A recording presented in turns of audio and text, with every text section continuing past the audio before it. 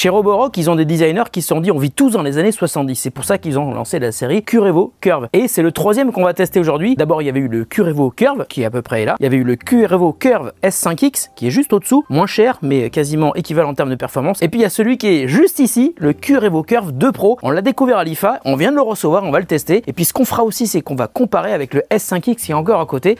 On va voir si la nouveauté et surtout le terme pro est galvaudé ou pas. Alors on va l'ouvrir, hop là. Si vous n'avez pas encore téléchargé l'application, c'est le moment de le faire. Comme d'habitude, une petite doc qui vous explique comment installer votre aspirateur. Et normalement, vous n'avez pas besoin de vous en servir parce que l'application est généralement très bien faite. Une doc, 2 serpillères. Il faudra que je vous parle des accessoires. On en reparlera dans la fin de la vidéo. Bon, d'abord, là, il y a l'aspi. Et puis, il y a la base qui est là. Et qui est donc tout droit de sortie des décors de Dominante de Lucie de l'espace. On va voir à quoi ça ressemble. Bah, j'ai envie de dire toujours la même chose. Exactement. Cette base, elle pourrait être très jolie, mais toute blanche comme ça. D'ailleurs, à l'IFA, je sais pas si tu te souviens, Fanny, ils avaient peint des Curevo Curve 2 Pro avec des artistes qui étaient venus les décorer. C'était super joli. Je sais pas si je mettrais ça dans ma cuisine ou dans mon salon, mais en tout cas, c'était plus original que juste un truc blanc comme ça. Et c'est justement pour ça que je dis ça. En fait, cette base, elle est quand même assez volumineuse. Elle est blanche. Elle mériterait de pouvoir être peut-être décorée ou peut-être d'avoir des coques. C'est une super idée qu'il faudrait qu'on suggère à Roborock. Faites des skins pour vos aspirateurs blancs comme ça. Ça pourrait être carrément canon de les décorer pour qu'ils soient un peu moins tristounés, on va dire. Bon, alors si j'ouvre, ici j'ai le bac pour l'eau propre et le bac pour l'eau sale. Ça change pas. Et c'est quoi ça? Regarde, c'est là où il y a le sac de l'aspirateur. Quand il sera plein, on va le changer. Alors en revanche, la partie base de lancement, elle peut pas se détacher. C'est un monobloc, c'est-à-dire que si on veut la nettoyer, il faut vraiment aller avec son éponge juste au fond. Le seul truc qu'on peut enlever, c'est la partie qui nettoie les serpillères. C'est déjà bien. Donc voilà, maintenant on va aller l'installer dans la pièce à côté et on va voir ce que ça donne. Je vous donnerai toutes les specs et je vous dirai s'il est intéressant de passer à celui-ci, si vous avez le premier, le deuxième ou pas du tout d'aspirateur robot. On commence tout de suite. Alors ça c'est rigolo, les deux bases sont strictement identiques, c'est exactement le même couleur, même taille, même forme. Ça c'est le S5X et ça c'est le Curevo Curve 2 Pro. Alors il y a une différence, en revanche ça sera au niveau de l'aspirateur. Là j'ai pas encore enlevé les plastiques, on va aller le faire tout de suite. Oh!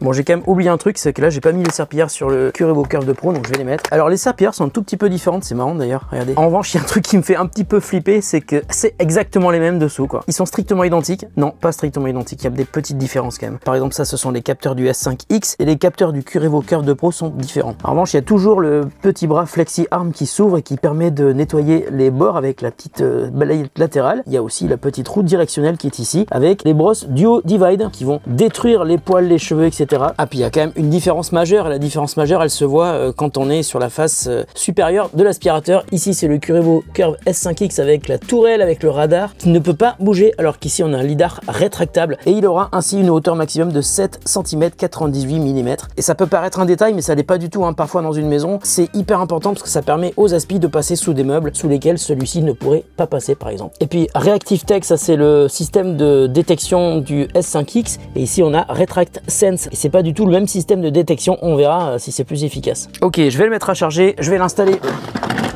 dans l'application et on va faire la reconnaissance et on va commencer à le tester. Et bien sûr, avant le premier lavage, il faut pas oublier de mettre le bac rempli d'eau propre. Et voilà, il est presque prêt. Bon, alors sur mon appli Roborock, on voit que j'ai le Saros 10, c'est celui qui est chez moi. J'ai aussi F25 Ace Combo et puis le Curevo Curve qui est débranché parce qu'on va plus s'en servir maintenant. Donc je vais rajouter un appareil et je vais scanner le QR code. Bon, je me suis installé correctement pour faire la config de l'aspirateur. J'ai appuyé sur les deux boutons en même temps. Il a détecté tout de suite le Wi-Fi. Et si vous posez la question, c'est grâce au Bluetooth intégré dans l'appareil qu'il peut se connecter à mon téléphone. Donc là, il me demande si j'ai Animal Moquette ou multi-étage. Bah, pour l'instant, ici, au bureau, on n'a que Moquette. Il s'est basé sur les infos qu'on avait déjà données dans l'application pour le Curevo Curve, premier du nom, et le S5X qui est ici. On va activer le mode ne pas déranger. Entre 22 et 8 heures, il va pas bosser. On va enregistrer la carte, évidemment. On va utiliser l'assistant vocal. Et bah, il y a déjà une mise à jour, alors qu'il vient à peine de sortir. Mais ça prouve aussi que la marque fait des mises à jour assez souvent, ce qui est plutôt rassurant pour maintenir le robot à jour et corriger tous les petits bugs qui peuvent exister, parce qu'il n'y a aucun produit qui est parfait, évidemment. Ça, vous le savez si vous suivez nos vidéos. A few moments later. Pendant ce temps, je vais en profiter pour repenser à ma vie. Est-ce que je fais trop de vidéos d'aspirateur robot? Oui. Est-ce que c'est intéressant de faire des vidéos d'aspirateur robot? Oui. Est-ce que je connais toutes les marques d'aspirateur robot? Non. Est-ce que j'ai un aspirateur robot favori? Oui, je me demande s'il y a une personne en France qui connaît mieux les aspirateurs robots que moi. Sûrement que oui, ça serait très présomptueux de dire le contraire. Alors avant même de faire la reconnaissance rapide, on fait un petit tour dans l'application. Je vous montre les options qu'il y a. Donc il y a l'aspiration et le lavage où on peut faire mode silencieux, donc il va pas faire trop de bruit. Il y a ensuite le mode normal, le mode turbo et le mode maximum. Je pense que dans le mode maximum, il va faire beaucoup de bruit. Ça, c'est vraiment un truc à surveiller. Ensuite, niveau de l'eau, on peut être sur un niveau faible, moyen ou élevé. Là, attention, hein, il risque de consommer beaucoup d'eau. En revanche, il y a un bac d'eau propre qui est vraiment gigantesque. Un truc intéressant, dans les parcours, il y a 3 modes différents. Il y a le mode nettoyage rapide, il faut bien sûr avoir fait la carte en premier. Le mode standard, il va faire un schéma un petit peu comme ça dans tous les sens. Et puis il y a le mode approfondi, il va se déplacer plus lentement et il fera moins de bruit. Dans les autres paramètres de nettoyage, on a la séquence, donc ça c'est l'ordre des pièces, désinstallation, réinstallation automatique des supports de serpillière. Si vous lui demandez d'aller nettoyer une pièce où il y a de la moquette, où il y a beaucoup de tapis, il pourra laisser les serpillières dans la base, ça lui permettra d'éviter de mouiller les tapis. Ça c'est plutôt cool, je vais le laisser activer. L'abaissement du capteur lidar, bon ça c'est logique, il faut le laisser sur automatique. Si il peut passer sous un meuble en baissant son radar, il va le faire. Nettoyage étendu Flexi Arm Design, ça c'est le petit bras qu'on je vous ai montré tout à l'heure. Et puis bien sûr ça devient un classique, la serpillière de droite qui s'étend pour sortir du corps de l'aspirateur pour nettoyer le long des plaintes. Et puis nettoyage étendu de Flexi Arm Design pour les creux. Il identifie les fissures présentes sous vos appareils et étend la brosse latérale flexible de l'appareil pour les nettoyer. C'est hyper bizarre, mais je vais l'activer. Ensuite, renettoyage automatique à la serpillière, nettoyage en profondeur de la saleté. On va tout cocher parce qu'on est des gueudins. Et puis nettoyage en profondeur des actiques pour les animaux, par exemple les morceaux de litière qui se baladent partout. On va pas le faire parce qu'on n'a pas d'animaux ici. Bon, et ensuite on a les paramètres de la station. Je vais pas tous vous les détailler ici, mais regardez la vidéo du Curve S5X, ce sont à peu près les mêmes. Je vais faire un petit tour des bureaux pour vérifier qu'il n'y a rien qui traîne, mais normalement, comme Fanny est passée, c'est nickel. Et on va commencer à l'utiliser et je reviendrai vous dire ce que j'en ai pensé. Démarrage de la cartographie.